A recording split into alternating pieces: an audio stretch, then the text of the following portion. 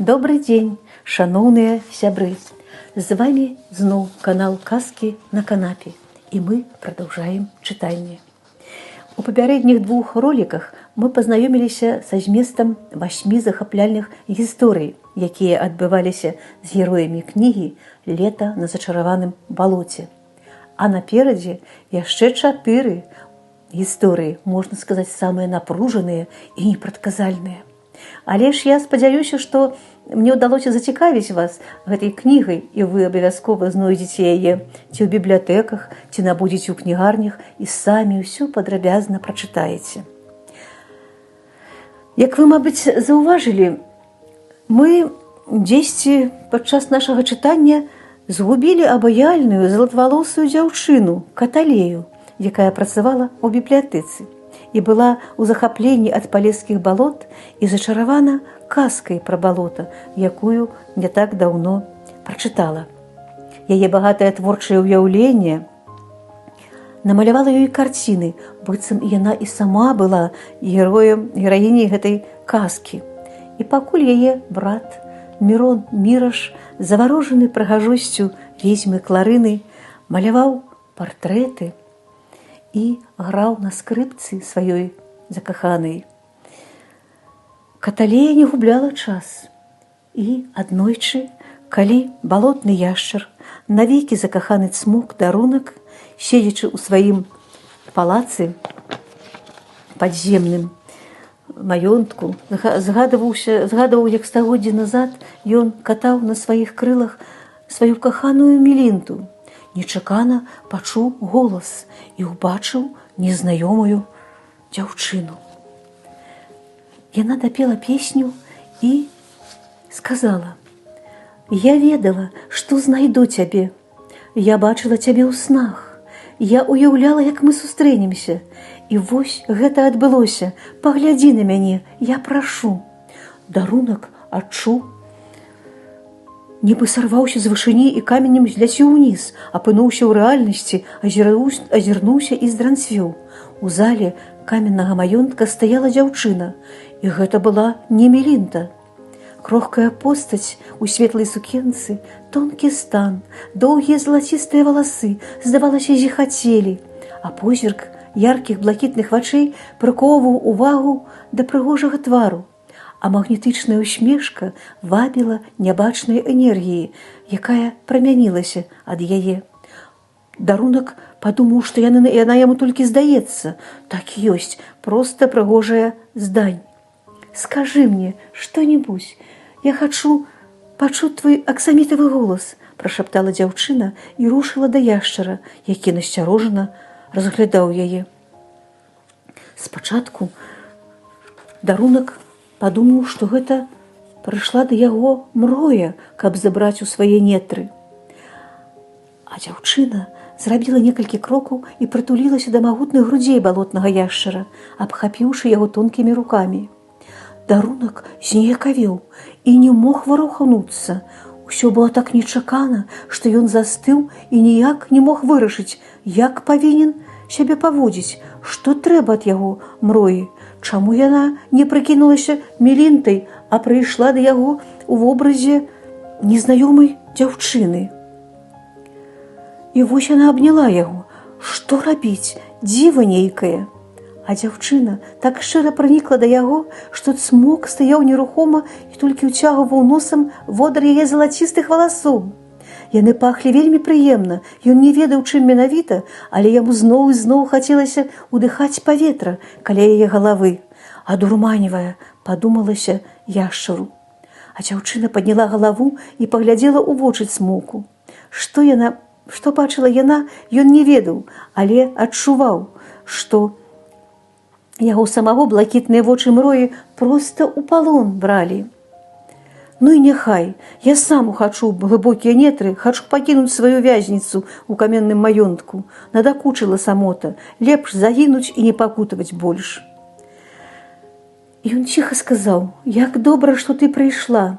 Я так доўга пакутаваў, змогся быць у самоце, жыць сваім мінулым. Яно было шчаслівым, але доўжылася так мала, што, здараецца, што здаецца, быццам яркай знічкай асвятліла на мгненне маё жыццё, а потым згасла і ўкінула мяне ў цемру вечнай адзіноты. Я так хачу, каб гэта скончылася. Я гатовы пайсці за табой і пакінуць сваё самотнае жыццё. Вядзі мяне да сябе. Дзяўчына лавіла кожнае слова Смока. У яе вачах адлюстроўвалася шчырае суперажыванне і вялікае жаданне дапамагчы. Яна сказала: «Давай пабудзем тут, у каменным маёнтку, а калі настане ноч, паляцім да зор». Балотны яшчар лёгка і з жаданнем паддаваўся манетызму госці, адурманіваўся яе поглядам, голасам, усмешкамі. Дарунак адчуў, што яму стала лягчэй, што ўспаміны аб каханай Мелінце перасталі быць цяжарам, які ціснуў яго ўсе мінулыя стагоддзі. Князёўна каханая не знікла, бо ён ніколі не забудзе яе. Яна стала светлым успамінам, і ён нарэшце адпусціў яе. Балотныя імшары атуліла цёплая летняя ноч. «Зоры чакаюць нас. Давай паляцім. Высока-высока», – прашаптала госця Цмоку. Дзяўчына і Цмок з асалодай удыхалі паветра і слухалі начныя гукі. Яна адчувала пад сваімі далонямі грубую лускаватую скуру яшчара, а ён лавіў на сваіх крылах лёгкія дотыкі яе рук. «Дазор!» – прашаптала дзяўчына. «Ці магла я сабе ўявіць, што я буду такой шчаслівай, што дазор будзе так блізка, што нас будзе абдымаць начное неба, што мы будзем з табой разам». Ну, а далей у герояў казкі было яшчэ шмат выпрабаванняў. Страшная істота Мара, якая з'явілася з бяздонных нетраў балотных, прыйшла на зачараванае балота за ахвярамі. А гаспадар балота Багнік спрабаваў дамовіцца з нежаданай госцей, але намаганні яго пакуль што не мелі поспеху. Вось што сказала насельнікам балота Мроя: «Усім маўчаць і слухаць. Ваша балота я так не пакіну. Вярну належны парадак. Вось у мінулы раз давялося мне сюды завітаць і ачысціць гэта месца ад былога гаспадара і яго роду.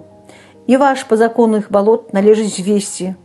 І людзей, якія зараз тут стаяць і бачаць гэта ўсё, жывымі пакінуць нельга. У нетрах маіх пякельных усім вам самае месца». Усе стаялі і слухалі жудасную прамову Мроі. І не таму, што баяліся, ніхто слова не сказаў, а таму, што напусціла яна здранцвенне абсалютнае.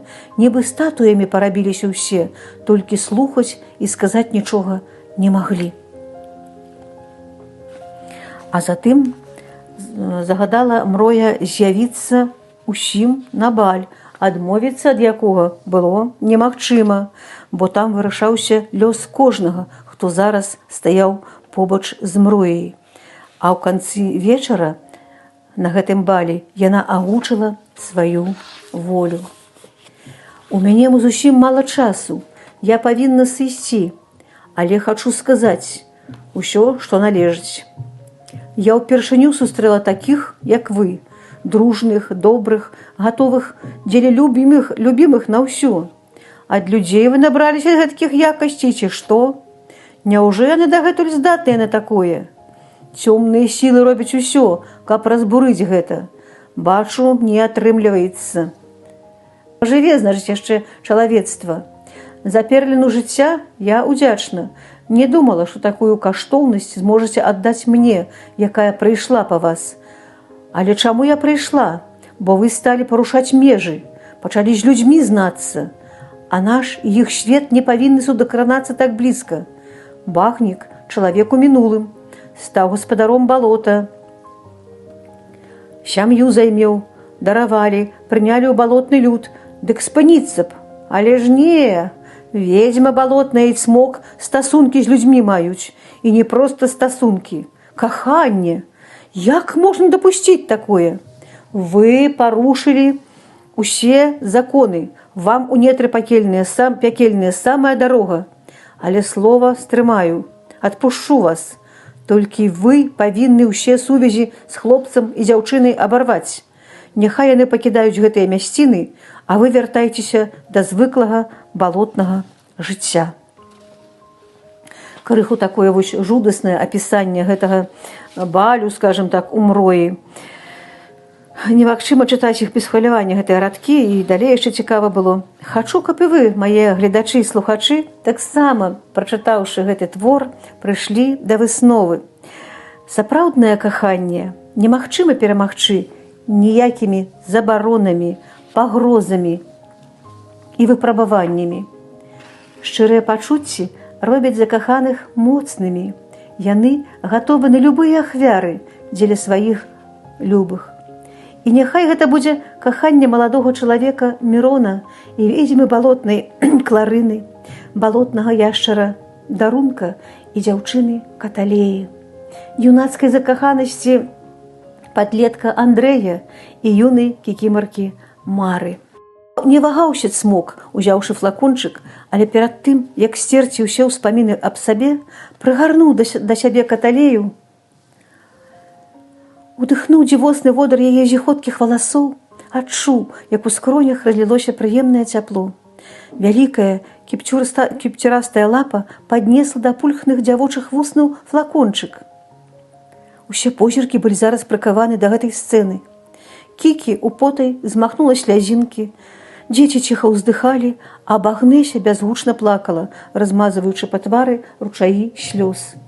Усе яны ўяўлялі, што значыць для балотнага яшчара зараз пазбавіць каханую усіх успамінаў, зноў вярнуцца самотным у каменны маёнтак і схавацца там. Ці вытрымае такое выпрабаванне? Кларына ўсё яшчэ спадзявалася, што ён не дасць Каталеі эліксір, накіне піджак, і яны ўсе разам знікнуць з балота. А Цмок асцярожна ўліў вадкасць у прыадчынены рот Каталеі і сказаў: «Усё, што на балоце было, з памяці тваёй сышло». А потым агарнуў яе крыламі і застыў, углядаючыся ў мілы твар. Напрыканцы рамана казкі аўтар пакідае чытачу магчымасць для роздуму. Што можа быць далей з героямі зачараванага балота? І такія радкі піша паважаная спадарыня Кацярына. Пэўна, гісторыя не скончылася. Магчыма, яна толькі пачынаецца. Вось на гэтым мы заканчваем чытанне кнігі. Дзякую вам за ўвагу і спадзяюся, што нам было разам цікава на зачараваным балоце.